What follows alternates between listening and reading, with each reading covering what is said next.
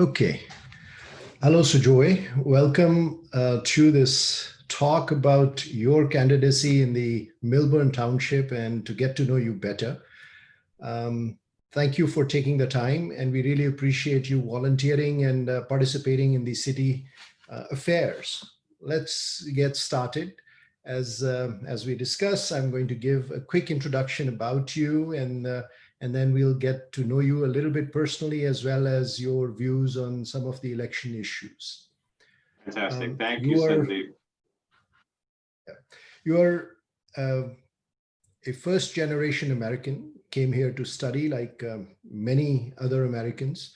And study you did. You studied at Cornell, Columbia, Rutgers, studied computer science, molecular biology, and then became a doctor. And now you work as an intervention radiologist at Newark, Beth Israel, and Barnabas.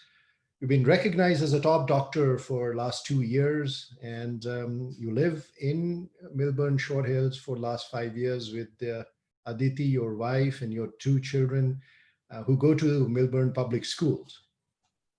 Yes. So that's a very interesting, if somewhat unusual, professional journey where you were an engineer, did an MBA, and then became a doctor. And as a radiologist, you mentioned you have been working also to help with severely ill COVID-19 patients.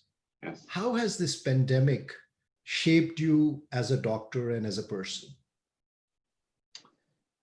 Sandeep, I've been involved with this pandemic since day one. And Newark Beth Israel has been sort of designated as a COVID hospital in the state of New Jersey. So we see a lot of COVID patients from the very beginning. So I saw the uptick in the numbers in the beginning of March, April, and May, and then I see the downtrend in the numbers now. We saw patients from within all spectrums. The thing with COVID is it's very different from other viruses in the sense that if you have generally the known viruses and bacteria that affect us have a narrow band of symptoms and a narrow band of clinical approaches that we take to those symptoms. COVID has a very wide band of symptoms. It goes from asymptomatic to strokes and heart disease. So my job as an interventional radiologist was to see some of these patients who come in with acute clots in their legs, in their kidneys, in their lungs, and see if I can help these patients in some way. As an intervention radiology, just so that you understand, we deal with vessels, blood vessels, and so all organs have blood vessels reaching them. So if those blood vessels are blocked, we try to open them. If those blood vessels are open too much or hemorrhaging into those tissues, we try to stop them. So we're sort of plumbers, and we play video games with a purpose. That's what I call myself. So we open up drains, we close drains. As a person, as a doctor, this is in my career, this is the first real deluge of very, very sick patients that I have that I've taken care of. And having to take care of them in all settings, in pediatric settings, young patients, older patients. Obviously, the older patients with more chronic issues were more liable to be affected more by this disease. But these patients came in all shapes and all sizes and all ages and all races and all socioeconomic backgrounds. I think it's a moment to learn. It's a moment that shapes you as not only as a professional but also as a person. So it has been a sharp learning curve coming up in this pandemic. Absolutely. You and your wife, as we talked about, both doctors. If your children get an upset tummy, who gets to decide the treatment? The wife. Good answer. Tell us one time that you faced failure. You have a phenomenal career with so many accomplishments that I mentioned. What is one instance where you faced failure and what did you learn from that? Sandeep, as a physician, and I'll tell you from a physician's perspective and from a non-physician's perspective also. Uh, I'll start with the physician's perspective. I face failure every day, and I'll tell you why. Whenever I see a patient, I perform interventions on patients 15, 16, 17 times a day. Those are the number of cases I do, starting at 8 o'clock in the morning, going up to 6, 7 o'clock. Not all these patients I can cure completely. I approach a patient as a human being who needs my help. If I am unable to do something for that person, that's a failure to me. And how I learn from it is the fact that what can I do differently to the next patient who comes in with something similar? But unfortunately, in medicine, the variability is infinite, right? So yes, I can extrapolate some learnings to the next one. If I may, that's Yeah. great because that's a learning process in your professional career. But anything stands up which changed you as a person in some life experience significantly, not like a daily learning? Right. So, significantly, in terms of my career, from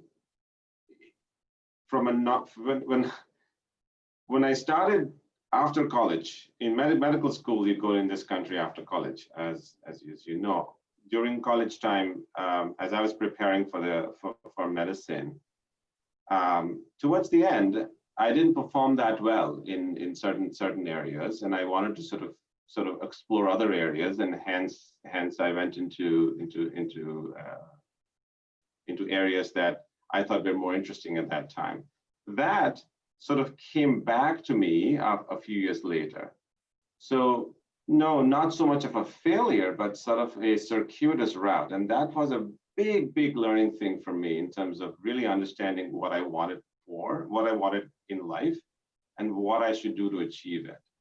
That was a big learning experience. And we can talk more about that, why I made that sort of shift from one part of the spectrum to the other in terms of my career. Within medicine, because I know you made a shift from engineering and business to medicine, but you said even within medicine, you ended up thinking you want to go somewhere and then learn more and went somewhere else. Interesting. Yeah. Okay. All right. Well, let's see how it goes. We can talk about that in detail, but what I want to do is go through a few quick questions. These are meant to be rapid fire. Don't have to think about it. Whatever comes to your mind. What would you like to ride in? A Ferrari, a Rolls Royce, or a Prius? Oh boy, I have to think about that. Depends upon what my wife tells me to do at that moment, I guess. But I like cars. I like new technology. If a Prius comes with the new technology, I'll try a Prius out any day. Sure.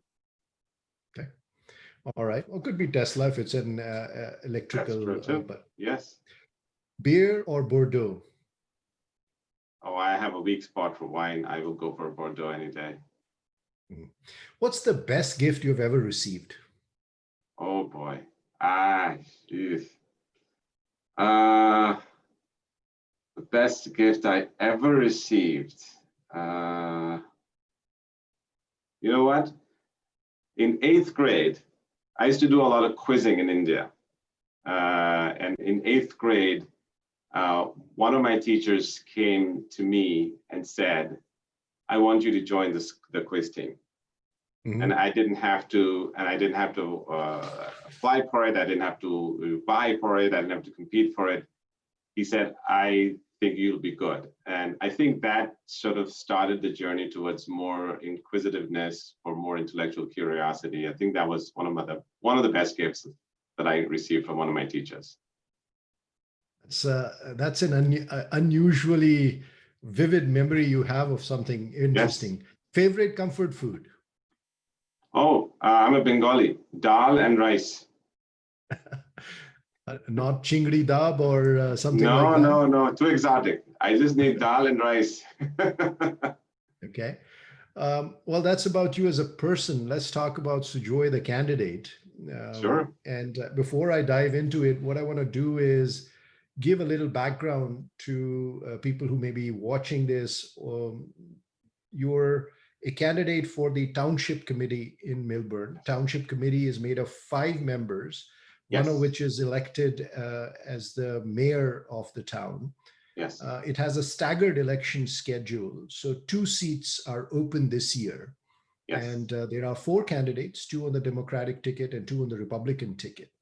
Yes.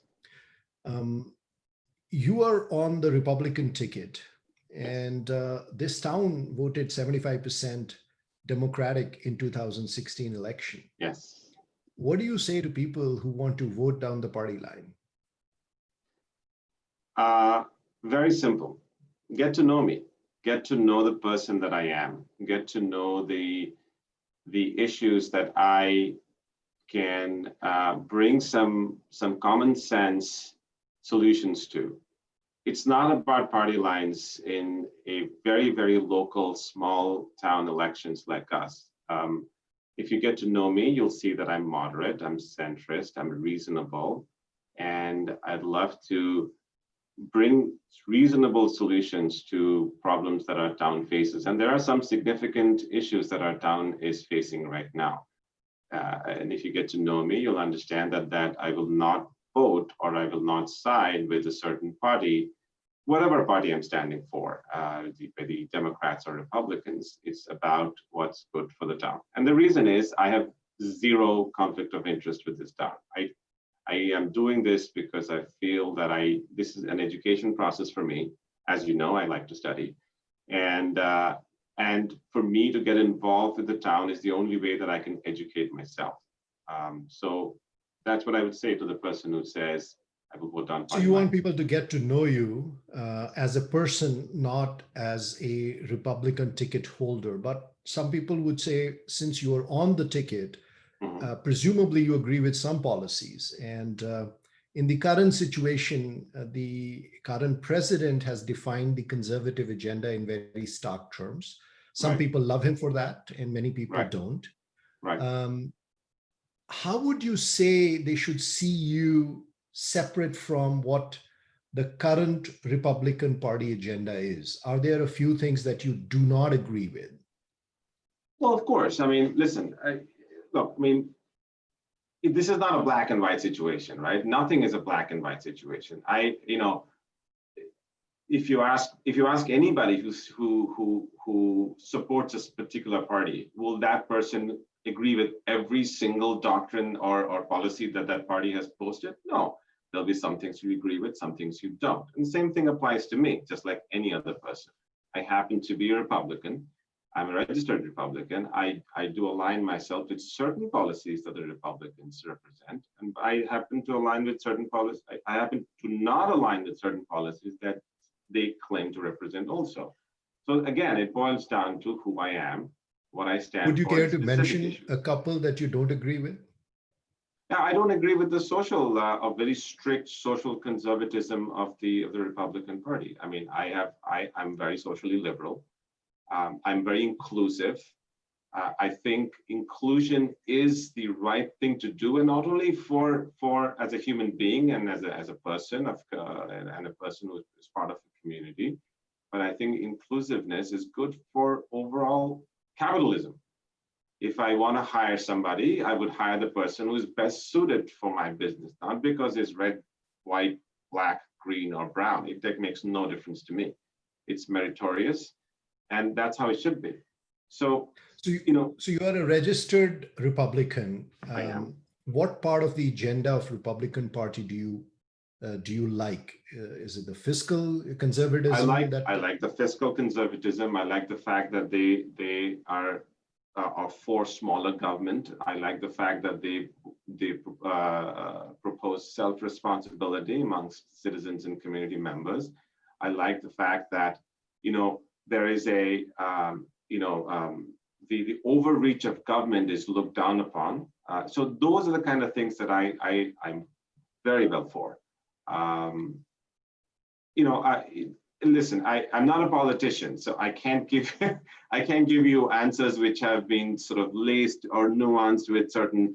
So I'm telling you as it is. These are some of the things that I stand for. These are some of the things I don't. I'm socially And very liberal. that is the objective. This is the smallest unit of government, our township. Exactly. People know each Yes. other.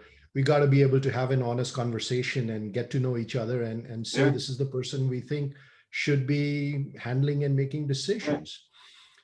Um, I want to go through a few of the issues which I've read on your position platform paper and I've read Sure. on your opponent's position paper. But before I do, could you share with us what have you been involved in the township, uh, either governance or issues so far? I know, of course, you have views on what should be done, but Mhm. so far, have you been participating in anything that prepares you and gives you a deeper understanding of what's been going on?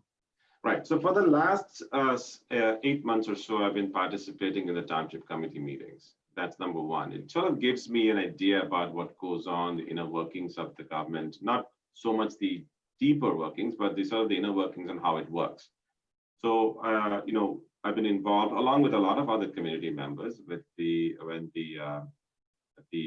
marijuana shop was supposed to be put up on Milburn Avenue. So I was against it. Mhm. I didn't think that was the right thing to do for the town. Again, that's an opinion that I expressed on a public forum in the township committee meeting. So nothing to hide there. I was against. I was deeply involved with the Special Improvement District project in terms of getting to know it and expressing my sort of concerns over how the Special Improvement District project was put forward and sort of approved in this time. And I have grave concerns about that, and for reasons that we can get into. These are some of the two things. The Special Improvement District is turns out to be a pretty big deal if you think about it Sure. going We'll forward. talk about that. Actually, Yeah, that's on my short list. But I wanted to get into a significant one as I researched is about the affordable housing. hmm, And to give our audience a quick primer or a quick background, since 1975, due to a New Jersey Supreme Court case, there has been a rule which needs every township, every community to build a certain number of housing for low and moderate income people. yes, Our town is short of what the proposed requirements would be. The shortage is significant, about 800 to 1600 units by 2025, which, given that we are only about 5.5, 6,000 units in the town, is a significant number of additional units which have to be created for fair housing.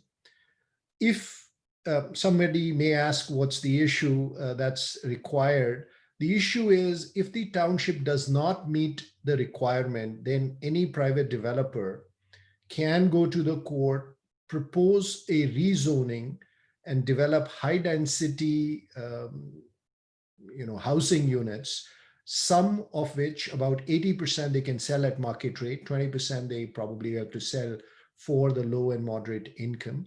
And mhm, that could result in a high density development outside the control of the township. We did file for a plan, meaning the township filed for a plan in 2018, right, and that gives us protection till 2025. But 3 days before we filed the plan, the Chatham Development Company yeah. filed a lawsuit The against the Silverman township. Group. And in that, they have contended that they have been trying to build this unit because the township did not have a plan. And they proposed to build 62 units, out of which 50 would be market rate and 12 would be low and moderate income. Yeah, These are the facts. I'm trying to not put it one way or the other. That's the way I understood it. And the township plan, by the way, as I read it, seems to have a way to get to about 300 affordable units, which is roughly a third of the way that we need to get to. And they propose that the rest will be set aside in any future development in township. So that's our current plan that we have proposed. I just wanted to make sure that people understand what's at stake. So you could be adding anywhere from 15 to 25%, or maybe 15 plus percent capacity in terms of number of housing units uh, in this issue, depending on how you handle it. Right. Tell us, what is your I read your platform. You said you don't like the idea of adding a lot of market rate units. You say you don't like the idea of government housing solutions. What do you like? So, so first of all, this affordable housing has been a debacle in New Jersey since 1970. The whole thing started in Mount Laurel in 1971, and it was started out by this woman called Ethel Lawrence, and she has not, it's one of the landmark Supreme Court decisions after Brown versus Ford in 1954. There's two aspects to this. Number one, the Mount Laurel Part 1, which was passed in 75, I believe, and then the Mount Laurel Part 2, which was passed in 1983. And then the Fair Housing Act came about in 85, which created what is called the COA, Coalition on Affordable Housing. They came up with what is called a multi-round obligatory affordable housing units for the municipalities. Round 1 and round 2 for Melbourne, based on documents that is on publicly available in their township website, for round 1 and round 2 was 261 units. Round 3 is still under consideration. That could, I've heard numbers anywhere between 1,200 to 1,600, and it's anybody's conjecture at this point. So how do we meet these? So first of all, I go back to my original statement. I'm inclusionary. First of all, I think we should meet these responsibilities. I think we should not sort of kick the can down the road. I think we should meet this responsibility head on. And so how do we do it? I think from our perspective, we have given 3 different ways of meeting these. Number one, how about converting market rate apartments that are currently existing in town to affordable housing units, sort of rezoning them, talking to the landlords of these market units. And it's been successfully done in other townships like Edison, New Jersey. That's number one. Number 2 is the rateable accessories. If you think about, and this goes back to San Francisco, and they have done it successfully. San Francisco converts or rezones carriage houses, garage houses, apartments on top of garages into affordable housing, which can be rented out to low and moderate income families. If that's part of the equation, then we can have more number of affordable units. And then number 2 is team up with some non-profit developers to see if we can have less dense but higher percentage of affordable units in those less dense properties. Now, so 3 ways. If I just try to understand the first 2, if market rates are converted to low to moderate, who bears the difference? Right. So that's the negotiation we have to see. So whether there is a taxation relief for the overall development, or whether there is some grants that are given. So that's the negotiation that needs to be held. Now, do all of these make sense from a fiscal perspective? And that has to be seen, and that has to be sort of negotiated with these individual landlords and homeowners. On the second idea that you mentioned, which is you do side conversions, does that change the tenure of the single homes in the town? And has it been done somewhere successfully? Converting apartments above the garages into low and moderate houses. What does that look like? So we haven't done it so far. So San Francisco has done it, and it's something that we can talk to individual homeowners who are waiting for sort of these unplanned developments on top of garages and sort of carriage houses, which would not be up to code given the current zoning laws of the town, but they can be if they agree to convert them into affordable units. Okay. Now, the other piece that I did not mention was the fact that we currently have 2 group homes in town, Mhm. which cater to individuals with disability and special needs. Those have not been added to the master plan list of affordable housing units. Now, why is this important? Now, you can say that, oh, well, Sujoy is only going to add 10 apartments here, or 5 apartments there, or 20 apartments here. But if you think about it, Sandeep, at a 1:5 ratio, the builder's remedy is what? If they have 100 apartments, then only 20 apartments or less can be affordable housing. So if I can have 1 apartment, then I'm restricting construction for 5 total apartments in town. And the reason why this is important is because the township's infrastructure, right? We're talking about the police, the firemen, the roads, the congestion in the roads, and schools. So Yes. it all boils down to the basic township infrastructure. Is it ready? So if you're talking about 1,500 apartments, if we just go by the builder's route, we're talking about 6,000-7,000 apartments. We're talking about doubling the size of the town with no real thought to the infrastructure of the town. Okay.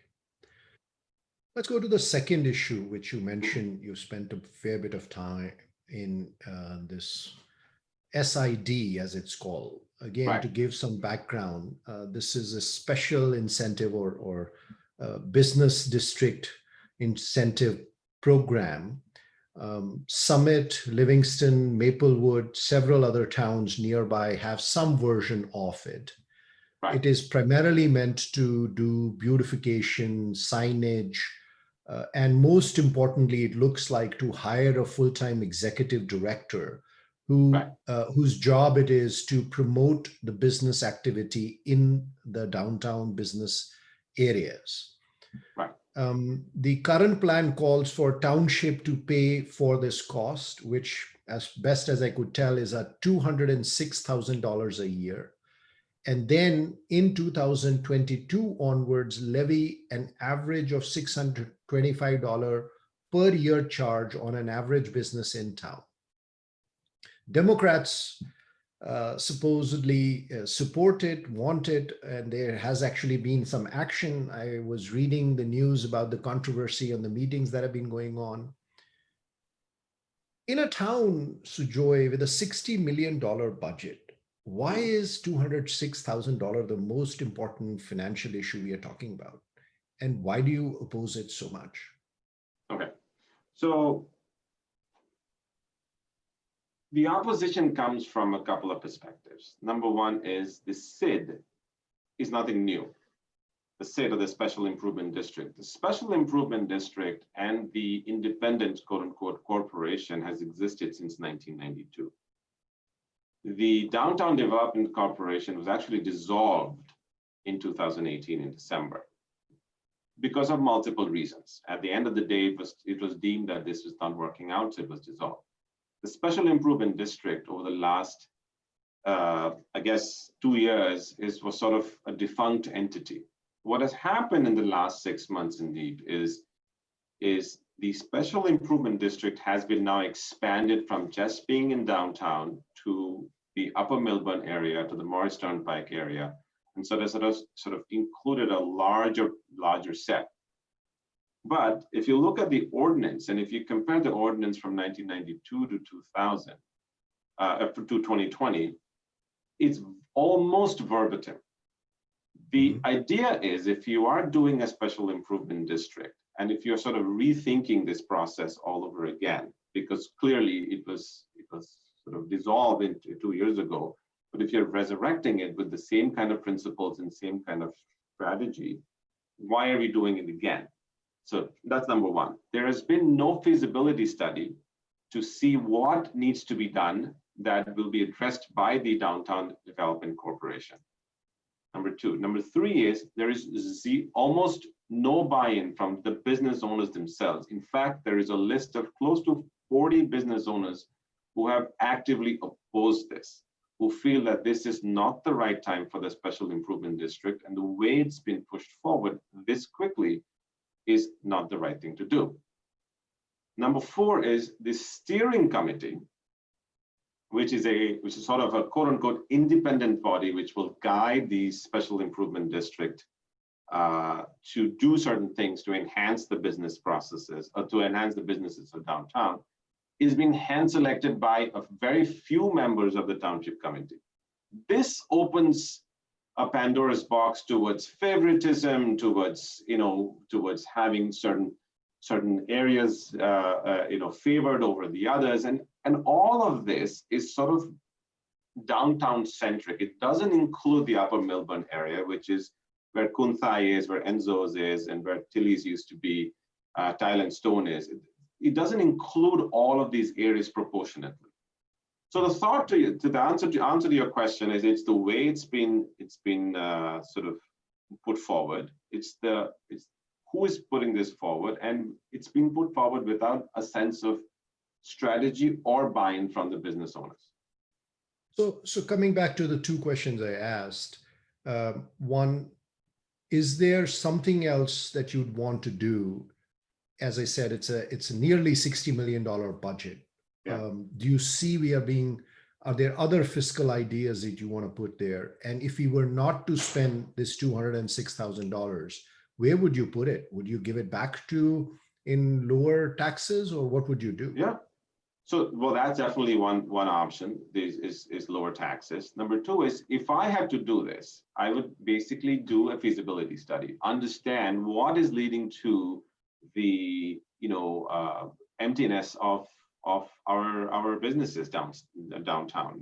As you drive downtown, you see multiple stores, and they've been empty for quite some time. In fact, the store at the corner of Melbourne and Main Street, the entire building is now empty. There used to be Kung Fu Tea in there. There used to be Taekwondo. I used to take my kids to Taekwondo over there.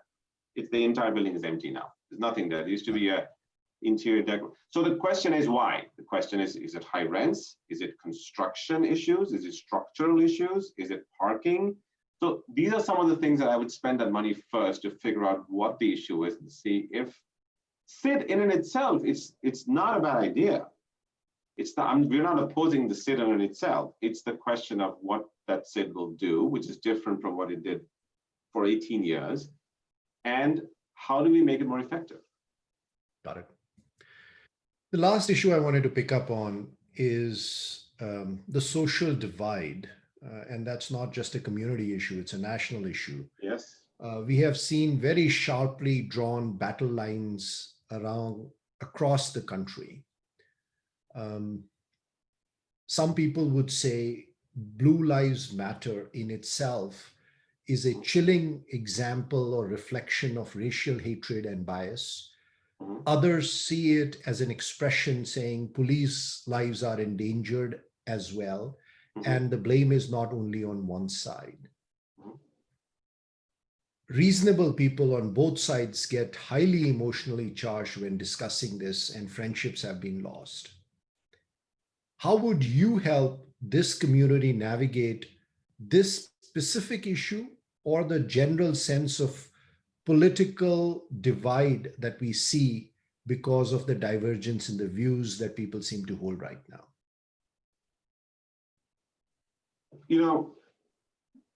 Again, not a politician, so I'm going to tell you as what I think and how I think.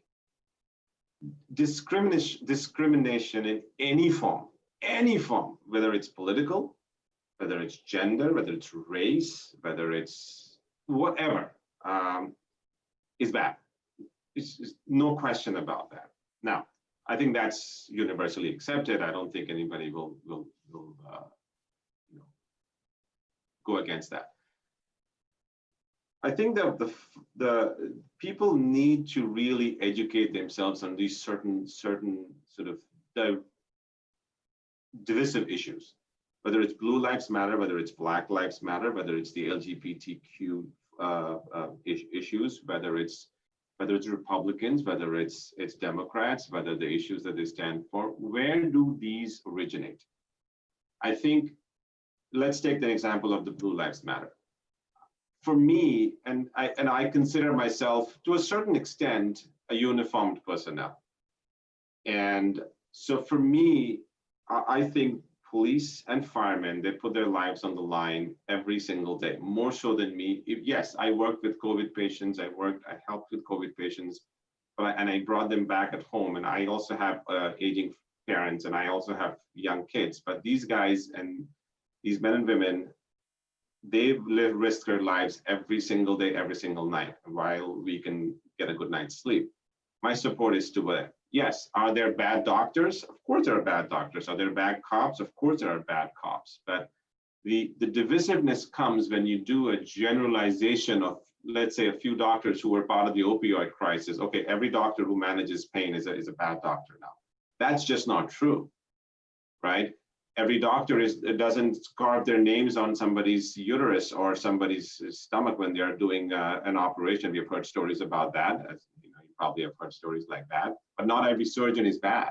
Same thing. It's kind of like saying that if a few bad apples in a profession, if you're generalizing, then divisiveness sort of increases, right? Blue Lives Matter is originally they started off as a symbol of solidarity when the two policemen were killed in Brooklyn. And it started from that. Now it has taken on its own meaning. So you have to really separate out the truth from the froth, so to speak, and understand what these started out as.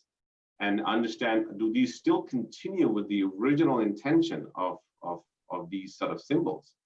And if they're not, if they're sort of evolved into something more racist, more discriminatory, then clearly they should be in opposition to that. But they've continued with the original fundamental premises, then it is worthwhile taking a look at these things. So divisiveness is I would say it's the divisiveness, discrimination is inherently bad. It's bad for us as people, it's bad for capitalism, it's bad for society, it's bad. Inclusiveness is good, but you have to understand that where divisiveness comes from. It's mostly from issues that have been that have evolved into something bad. I think you said it there. Some of these things start with possibly good intentions and had reasons, but they evolve into things which then start becoming symbols for both sides in a very, very potent way. And these are tough times. I heard about the shouting match on some similar issues in township meeting yesterday or things like that. So yeah. It's a tough situation. Thank you for taking the questions, Sujoy. We are at the end of the time we had allocated. We are a little bit over. In as few words as possible, why should Millburn voters vote for you? I'll tell you why. I'm a community member, I'm a dad, I'm a husband, I'm a professional. Get to know me, understand the issues that I stand for. I'm a centrist, I'm a moderate, and I believe I can bring reasonable solutions to the problems that are facing our town. That's why the Millburn Township should vote for me. Thank you. You're very welcome. To everyone, please go out and vote. Learn about all the candidates. I have invited everyone. I would love to have a conversation and put it out there and see you around town. Very good. Thank you very much.